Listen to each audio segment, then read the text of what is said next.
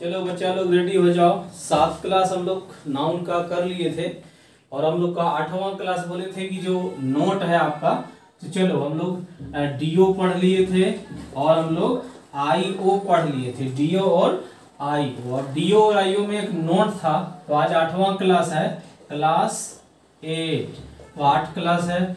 चलिए 8वां क्लास में क्या था, नोट करना था। तो नोट में नोट पहले समझ लो, फिर हम लोग नोट में लिखते हैं। हम ये कह रहे हैं नोट में कि अगर किसी सेंटेंस में मान लो कि दोनों ऑब्जेक्ट यूज हो जाता है ना, एक से अधिक ऑब्जेक्ट हो जाता है, तो एक से अगर अधिक ऑब्जेक्ट आता है तो मान लो कि 2 ऑब्जेक्ट है और एक सजीव है और एक निर्जीव है, तो इसका 2-3 कंडीशन है, इसको समझ लिया करो। हम लोग डीओ किसको कहे, डीओ वो होता है जो निर्जीव होता है, लिखना नहीं है अभी। जो डीओ किसको कहते हैं, निर्जीव के ऑब्जेक्ट को। आईओ किसको कहते हैं, सजीव के ऑब्जेक्ट को। जो सजीव का ऑब्जेक्ट होता है वो आईओ होता है और जो निर्जीव का ऑब्जेक्ट होता है वो डीओ होता है। जैसे यहां सेंटेंस देखो, सी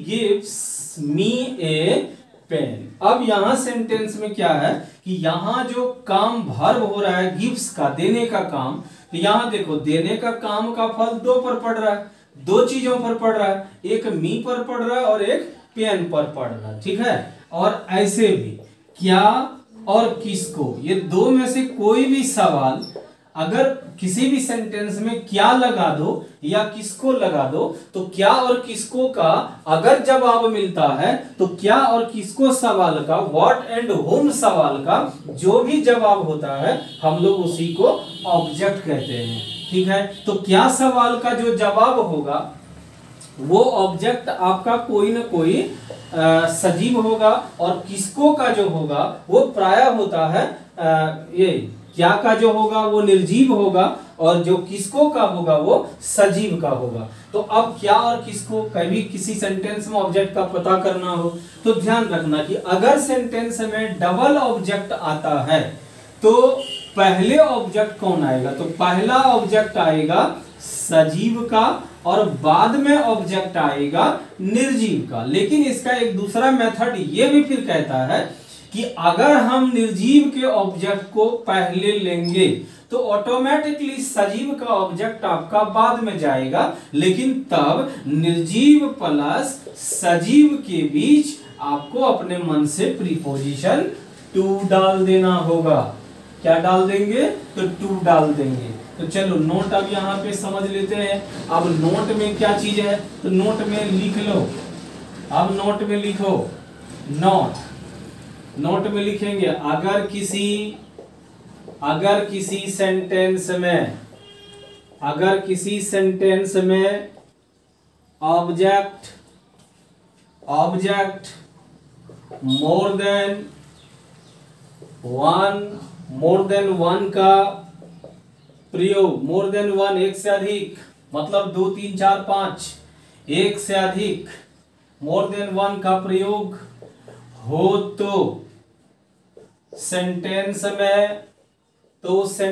में ऑब्जेक्ट को ओसी कहते हैं, ऑब्जेक्टिव केस। तो ओसी का मतलब ऑब्जेक्ट का ऑर्डर निम्न प्रकार से लिखा जाता है। अब निम्न प्रकार से कैसे, तो हम नीचे लिख देते हैं, ठीक है।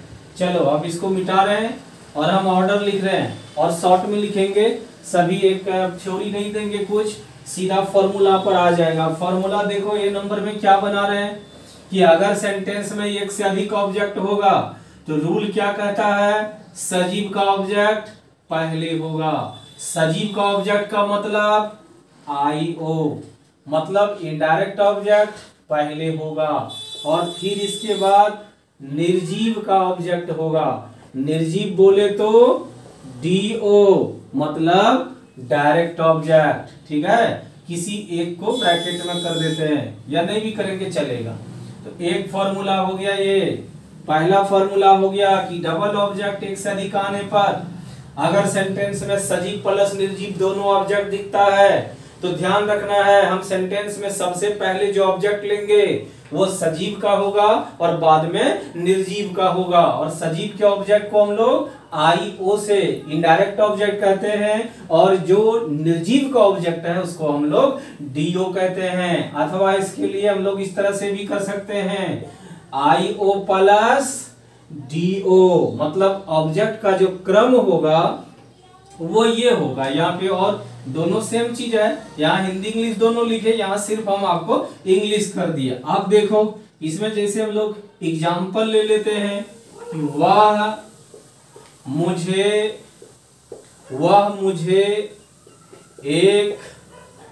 मुझे एक तोहफा देती है, वह मुझे एक तोहफा देती है। तो वह का हम लोग सी लिए, देती है का गिफ्ट्स लिए। अब सेंटेंस में देखो मुझे है और एक तोहफा है, तो सेंटेंस में क्या लगा देते हैं, क्या देती है वह मुझे क्या देती है, एक तोहफा। तोहफा मतलब प्रेजेंट यानी कि गिफ्ट। क्या सवाल का जवाब देखो निर्जीव आ गया, तो क्या कहेगी, क्या सवाल का जवाब जो आएगा वो प्रायः निर्जीव होता है। किसको सवाल का जो जवाब होता है वो प्रायः सजीव होता है। और अगर किसी सेंटेंस में इस दोनों प्रश्न का जवाब दिया जा सकता है या मिल जाए तो समझो सेंटेंस में डबल ऑब्जेक्ट है, जिसमें एक होगा सजीव और एक होगा निर्जीव। जरूरी नहीं है सजीव सजीव भी हो सकता है, सजीव निर्जीव भी हो सकता है, निर्जीव सजीव भी हो सकता है। हम सारा रूल आपको समझा रहे हैं। तो यहाँ देखो क्या देती है मुझे वह, तो एक तोहफा वह किसको देती है, तो मुझे। तो क्या सवाल का और किसको सवाल का, दोनों। तो सेंटेंस में सी गिव्स वह देती है। अब यहाँ पे डबल ऑब्जेक्ट है, पहले है एक तोहफा फिर है मुझे। अब यहाँ पे फंस जाएंगे आप कि हम किसको पहले क्या लिखें, तो यहाँ फंसना नहीं। हम ये कहेंगे डबल ऑब्जेक्ट रहने पर ग्रामर की रूल कहती है कि पहले हमको लेना चाहिए सजीव के ऑब्जेक्ट को। तो सजीव का ऑब्जेक्ट मी है, तो यहाँ मी हो जाएगा। और बाद में फिर देखो कौन आ रहा है, तो एक तोहफा, तो ए प्रेजेंट नहीं लिखेंगे, प्रेजेंट्स लिखेंगे। प्रेजेंट्स का मतलब तोहफा। तो ये आपका कौन ऑब्जेक्ट हो गया, IO इनडायरेक्ट ऑब्जेक्ट। और ये कौन हो गया, तो ये हो गया DO मतलब डायरेक्ट ऑब्जेक्ट। तो क्या कहे, डबल ऑब्जेक्ट रहने पर सेंटेंस में हिंदी में कहीं भी आगे पीछे रहे उससे कोई मतलब नहीं है। पर अंग्रेजी जब हम बनाएंगे तो इंग्लिश सेंटेंस में हमेशा ध्यान रखना है कि आपको सजीव को पहले लेना है और बाद में निर्जीव को लेना है। एक जो यहाँ एग्जाम्पल लिए हम उसका डेफिनेशन उसका एग्जाम्पल यहाँ बना के हम लोग देख लिए। अब देखो ग्रामर का दूसरा रूल क्या कहता है, मिटा रहे। दूसरा रूल क्या कहती है, तो दूसरा रूल ये कहती है, ग्रामर कहती है कि हम निर्जीव के ऑब्जेक्ट को भी पहले ले सकते हैं। We can also use at first non-living things object and then we can also use living beings object, but between both the object there will be apply a rule of preposition. That preposition is to between both the objects. Grammar कहती है कि हम sentence में निर्जीव के भी object को पहले ले सकते हैं और बाद में हम सजीव के भी ऑब्जेक्ट को ले सकते हैं। लेकिन अगर हम ऐसा करेंगे कि निर्जीव के ऑब्जेक्ट को हम फर्स्ट में लेंगे और सजीव के ऑब्जेक्ट को हम अगर बाद में लेंगे तो हम ये काम भी कर सकते हैं, लेकिन तब दोनों ऑब्जेक्ट के बीच आपको प्रीपोजिशन टू लगा देना होगा। लिखना नहीं है, ऐसा लिखा रहे हम आपको। वही सेंटेंस ले रहे हैं, वह मुझे एक तोहफा देती है, she gives a presents to me. अब यहां देखो इसके पहले वाले सेंटेंस में हम लोग गिव्स के बाद क्या लिए थे, तो मी को लिए थे। तो मी क्या है, सजीव। तो देखो मी को हम लोग यहाँ लिए थे तो मी फर्स्ट में आ गया और प्रेजेंट्स आपका बाद में आ गया और वहां टू नहीं लगा। लेकिन यहाँ क्या किए कि हम लोग उलट दिए इसी रूल को। उलट क्या दिए कि निर्जीव के ऑब्जेक्ट को हम पहले लिए और सजीव के ऑब्जेक्ट को हम बाद में लिए, और जैसे ही हम निर्जीव के ऑब्जेक्ट को फर्स्ट में लेंगे और सजीव का ऑब्जेक्ट बाद में जाएगा तो आपको इस दोनों के बीच प्रीपोजिशन टू डाल देना होगा। ठीक है, तो हम लोग अब इसका बी नंबर में चल रहे हैं। तो ये ए नंबर समझे, बी समझिए, फिर एग्जाम्पल लिखेंगे। तो नोट नंबर का जो ऑर्डर बतलाए तो ऑर्डर ए हो गया। अब ऑब्जेक्ट का ऑर्डर बी। बी क्या कहता है? बी कहता है निर्जीव प्लस टू प्लस सजीव।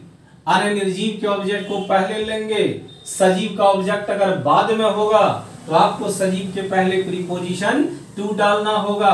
अब इसी रूल को हम लोग ऐसा भी कर सकते हैं, अन्य निर्जीव को हम लोग डीओ कहते हैं। अगर हम डीओ को पहले लेंगे तो आपको बीच में प्रीपोजिशन टू आएगा और फिर बाद में हो जाएगा आईओ, मतलब सजीव। ये पूरा एक बॉक्स में डाले, ये दोनों एक ही रूल है, हिंदी इंग्लिश दोनों करके हम लोग देख लिए। इसका एक एग्जांपल ले लेते हैं। सी गिव्स मी, सी गिव्स ए, उसी को उल्टा देते हैं प्रेजेंट्स टू मी। चलो लिख लो, हम लोग यहां तक समझ गए। ये इस जगह जो है ये हो गया हम लोग का डीओ डायरेक्ट ऑब्जेक्ट और ये हो गया आईओ इनडायरेक्ट ऑब्जेक्ट। और देखो डीओ और आईओ के बीच प्रीपोजिशन टू लग चुका है और सेंटेंस सही है। ऐसा नहीं करने पर ग्रामेटिकली सेंटेंस में एरर होगा। किसी भी कॉम्पिटिटिव क्या कोई भी एग्जाम में अगर हम रिटन एग्जाम में ऐसा लिखते हैं तो ध्यान रखना, रिटन में जो है ना गलती की कोई माफी नहीं है, वहां नंबर कटता है। बोलचाल में आप स्लिपिंग ऑफ टंग हो सकती है, स्लिपिंग ऑफ अ पेन हो सकता है, स्लिपिंग ऑफ योर माइंड हो सकता है, मिस माइंड, बोल चाल में वो चलता है। स्लैंग लैंग्वेज भी हम लोग यूज कर लेते हैं। ठीक है, स्लैंग रूल यूज भी करते हैं। आपको जैसे कि कल एक लड़का एक वर्ड कल पूछ दिया था, तुम लोग भी थोड़ा ध्यान देना। COZ, उसने ये पूछा कि sir what the mean of coz, COZ, तो वो यहाँ पे कोज लिख करके भेजा था हिंदी में। ठीक है, सबसे पहले कि COZ को ध्यान रखना कि कज पढ़ते हैं हम लोग, इसका जो सही प्रोनाउंसिएशन है वो कज करेंगे, क और ज, तो इसको कज पढ़ते हैं। और कज कोई डिक्शनरी का वर्ड नहीं है, this is a slang language and can be also used in formal. इसको इनफॉर्मल यूज हम कर सकते हैं and it can be used as the term of address, ADD RESS। ये डिक्शनरी से बाहर का वर्ड्स है। इनफॉर्मल स्लैंग लैंग्वेज में हम लोग कज का यूज कर सकते हैं। और COZ कज का मतलब होता है एड्रेस। एड्रेस मतलब पता जानते हैं हम लोग। व्हाट्स योर कज, तुम्हारा कज क्या है, मतलब व्हाट्स योर एड्रेस, आपको वो पूछ रहा है। और दूसरा चीज कि अभी स्लैंग लैंग्वेज में इनफॉर्मली इसका जो यूज होता है ना कज का, ये बिकॉज के अर्थ में बहुत ज्यादा होता है। BECAUSE, cause God completes our wishes, क्योंकि ईश्वर हम सभी लोगों की आकांक्षाओं को पूरा करते हैं। What we desire, जो हम इच्छा करते हैं, ईश्वर हम सभी लोगों की इच्छा को पूरा करते हैं। तो ये कॉज यानी बिकॉज के अर्थ में, काउज के अर्थ में हम लोग कॉज को शॉर्ट में स्लैंग लैंग्वेज में करते हैं। ध्यान रखना, डिक्शनरी में नहीं मिलेगा ये। ठीक है, स्लैंग लैंग्वेज है। स्लैंग का मतलब हवा में इस रूल को छोड़ दिया गया है। बोलचाल में इसका यूज बहुत ज्यादा होता है। जैसे आप लोग ILU बना दिए, ठीक है, ये स्लैंग है, ऐसा कोई कुछ नहीं है। ILU आप लोग बना देते हैं और इसका मतलब आप लोग सभी समझ जाते हैं मैसेज के लैंग्वेज में, आई लव यू। ठीक, चलो आगे बढ़ते हैं हम लोग। तो B नंबर में हम लोग रूल को लिख लिए थे क्या? रूल को हम लोग लिख लिए, सेंटेंस भी हम लोग ले लिए, एग्जाम्पल, और आपका ये बन भी गया। चलो अब तीसरा C नंबर में कुछ और एक रूल देख लो। ग्रामर कहती है कि जो फर्स्ट ऑब्जेक्ट है, फर्स्ट ऑब्जेक्ट अगर सजीव और बाद का ऑब्जेक्ट अगर निर्जीव, ऐसा रहने पर बीच में कोई टू नहीं लगेगा। अगर पहला ऑब्जेक्ट सजीव है, बाद का ऑब्जेक्ट निर्जीव है, तो बीच में कोई टू नहीं लगेगा। लेकिन ग्रामर का जो फिर सेकेंड डी कर लेते हैं। अब डी क्या कहता है कि फर्स्ट ऑब्जेक्ट चाहे निर्जीव हो चाहे सजीव, दो में से कोई भी, चाहे निर्जीव हो चाहे सजीव, लेकिन लास्ट का ऑब्जेक्ट अगर सजीव होगा तो आपको हर हाल में इसके पहले प्रीपोजिशन टू लगाना होगा। चलो अब यहां पे देख लो रूल क्या है। मतलब सीधा स्पष्ट रूल ये कहा कि हम पहला ऑब्जेक्ट किसी को भी बना सकते हैं। सिर्फ आपको ध्यान इतना रखना है कि पहला ऑब्जेक्ट चाहे निर्जीव रहे चाहे सजीव, पहला ऑब्जेक्ट अगर निर्जीव है, बाद का ऑब्जेक्ट अगर निर्जीव है तो टू नहीं लगेगा। पहला ऑब्जेक्ट सजीव है, बाद का ऑब्जेक्ट निर्जीव है तो टू नहीं लगेगा। मतलब फर्स्ट ऑब्जेक्ट से कोई मतलब नहीं है कि वो सजीव है कि निर्जीव है। लेकिन अगर सेकंड ऑब्जेक्ट सजीव का हो गया तो आपको हर हाल में इसके पहले प्रीपोजिशन टू लगाना होगा। ठीक है, देख लेते एक सेंटेंस, लिख लो। सी गिव्स मी टू माई सन। देखो माई सन कोई बेटा है, कोई अपने बेटे के बारे में कहती है, तो बेटा क्या है? सजीव। सजीव का मतलब आई ओ, और फर्स्ट में देखो मी का मतलब कोई आदमी, तो आदमी भी यहाँ आई ओ। तो ग्रामर क्या कहती है कि सेंटेंस का पहला ऑब्जेक्ट से कोई मतलब नहीं है कि वो सजीव है कि निर्जीव है। आपका मी कोई मतलब ही नहीं है। बस मतलब सिर्फ ये ध्यान रखना है कि डबल ऑब्जेक्ट में ना लास्ट का ऑब्जेक्ट क्या है। तो अगर डबल ऑब्जेक्ट में लास्ट का ऑब्जेक्ट अगर आपको सजीव दिख जाए तो पहला ऑब्जेक्ट कुछ भी रहे उससे कोई मतलब नहीं है, लेकिन लास्ट का जो ऑब्जेक्ट है अगर वो सजीव दिख गया तो आपको हमेशा उस दोनों ऑब्जेक्ट के पहले यानी कि बीच में आपको हमेशा प्रीपोजिशन टू डाल देना होगा। यही था आपका कौन ऑब्जेक्ट का दूसरा भेद। तो हम लोग डीओ पढ़ लिए और हम लोग आईओ पढ़ लिए। डीओ और आईओ खत्म हो गया। ठीक है, अब हम लोग चलते हैं प्रीपोजिशनल ऑब्जेक्ट में। 3 नंबर है ये आपका प्रीपोजिशनल ऑब्जेक्ट। एकदम छोटा सा है, सिर्फ थोड़ी सी डेफिनेशन है इनकी, तो डेफिनेशन समझ लेते हैं। सीधा सा जान लो कि किसी भी प्रीपोजिशन के बाद अगर कोई भी ऑब्जेक्ट आ जाता है, चाहे वो सजीव का आ जाए या निर्जीव के वर्ड का आ जाए, कोई भी ऑब्जेक्ट अगर अपने पहले कोई प्रीपोजिशन लेता है, जैसे आप कहे कि सी लाफ्स एट मी, वह मुझ पर हंसती है, वो मुझ पर उपहास करती है, वह मेरी मजाक उड़ाती है। तो सी लाफ्स एट मी, जैसे ही आप लिखे कि सी लाफ्स एट मी, तो यहां देखो मी कोई भी ऑब्जेक्ट रहे, लेकिन यहां आप जैसे ही मी के पहले वर्ड देखें तो आपका एट प्रीपोजिशन आ गया। तो किसी भी ऑब्जेक्ट के पहले अगर प्रीपोजिशन लग जाता है, चाहे वो डीओ रहे चाहे आईओ, चाहे वो ऑब्जेक्ट सजीव रहे या फिर निर्जीव, तो वो सारे सजीव और निर्जीव के ऑब्जेक्ट को मतलब हर डीओ और आईओ वहां बदल कर क्या बन जाता है? Prepositional object. ठीक है, प्लीज अटेंशन है। 3 नंबर, तो 3 नंबर में हम लोग लिखेंगे, अब लिखेंगे कौन है? पीओ, मतलब प्रीपोजिशनल ऑब्जेक्ट। तो लिखेंगे when any object remains just after a preposition, then that of the object is called prepositional object। is called prepositional object. When any object remains just after a preposition, then that of the object is called prepositional object.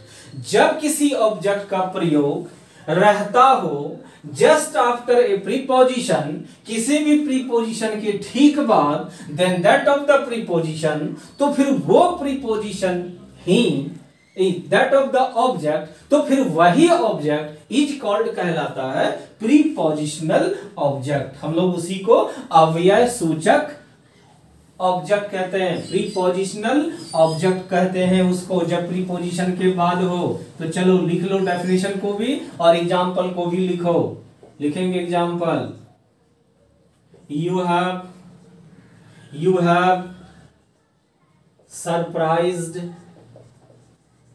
It me, you have surprised it me, तुम मुझ पर आश्चर्यचकित हो गए हो, कुछ भी। यहाँ पे देखो सरप्राइज्ड वर्ब 3 है और यहाँ मी के पहले एट प्रीपोजिशन है, यहाँ आपका जो एट है यानी मी है, यहाँ मी आपका हो गया प्रीपोजिशनल ऑब्जेक्ट। इसी को हम लोग पीओ कहते हैं। 3 नंबर था, 4 नंबर में आ जाते हैं कॉग्नेट, COG, कॉग्नेट ऑब्जेक्ट, और इसी का दूसरा नाम बतलाए थे सेल्फ ऑब्जेक्ट।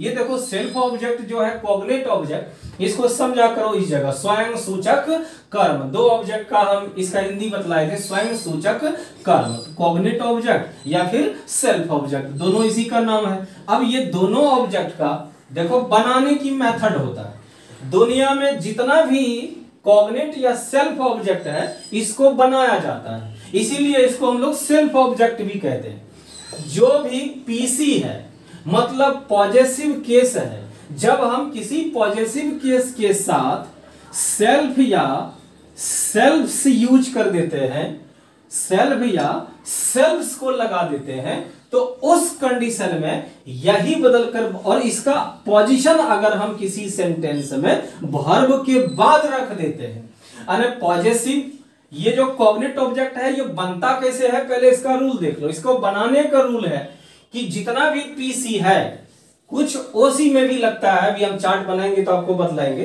कि जब व्हेन एनी पीसी और ओसी takes self or self pronoun just after itself, then these are called cognate object or self object